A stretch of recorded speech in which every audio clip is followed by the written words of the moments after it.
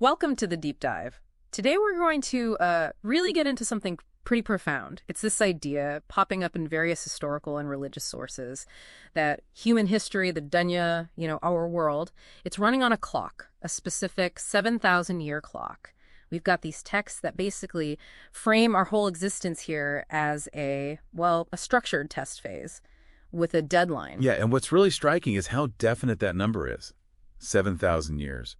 The framework suggests this whole span, our mortal lives, it maps directly onto just 7 days in the hereafter, the afterlife. 7 days, okay. Right, so 1 day of that divine reckoning equals 1,000 years here on Earth. It sets up this almost like a countdown for humanity. Okay, let's unpack that a bit. This core idea, 7,000 years equals 7 days, it's often linked to figures like Ibn Abbas, and some sources trace it to Jewish traditions as well. It really puts a hard limit on things, doesn't it? It does, and it gives context to certain, theological points, like that Quranic reference, where people facing judgment say something like, oh, the fire won't touch us but for a few counted days. Mm-hmm. Ah, okay, so the few days links back to that 7-day equivalent for our entire history. Exactly. It emphasizes how short this worldly test really is in the grand scheme of things. Which probably explains why some early scholars were so focused on figuring out how much time had already passed. They wanted to know where they stood on that timeline. Precisely. They were trying to calculate their position. You can feel the urgency, this sense that maybe the end was approaching. For instance, Ibn Abbas apparently claimed 6,100 years were already gone. 6,100 out of 7,000. Wow. But then you see other views, like in Tafsir al-Qurtubi, it mentions Ka'b and Wahhab. They suggested the total was maybe 6,000 years, and that 5,600 had passed back then in their time. Okay, so different numbers, 6,000 versus 7,000 total, different amounts passed. Right. But the takeaway seems similar, that they were getting close. Yes, that's the key convergence. If you sort of average things out or take that 7,000 figure and the 5,600 past, you're left with an implied 1,400 years. That period became seen as like the final chapter. The last phase. Yeah. Right. So if calculations put them deep into this final phase, what was the trigger for the actual end, the absolute final moment?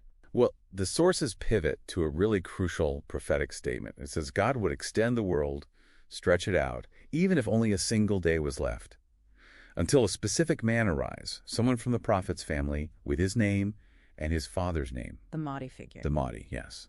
The guided successor. And his mission is crystal clear.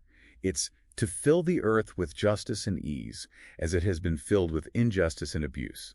That's the task that signals the test is ending. So the end isn't just about time running out. It's about achieving this state of global justice. Correct. And we should mention, just impartially reporting what's in one of the sources, the author of that text states their belief that they are this Mahdi figure, and they are actively working to extend that final day to establish justice. Okay.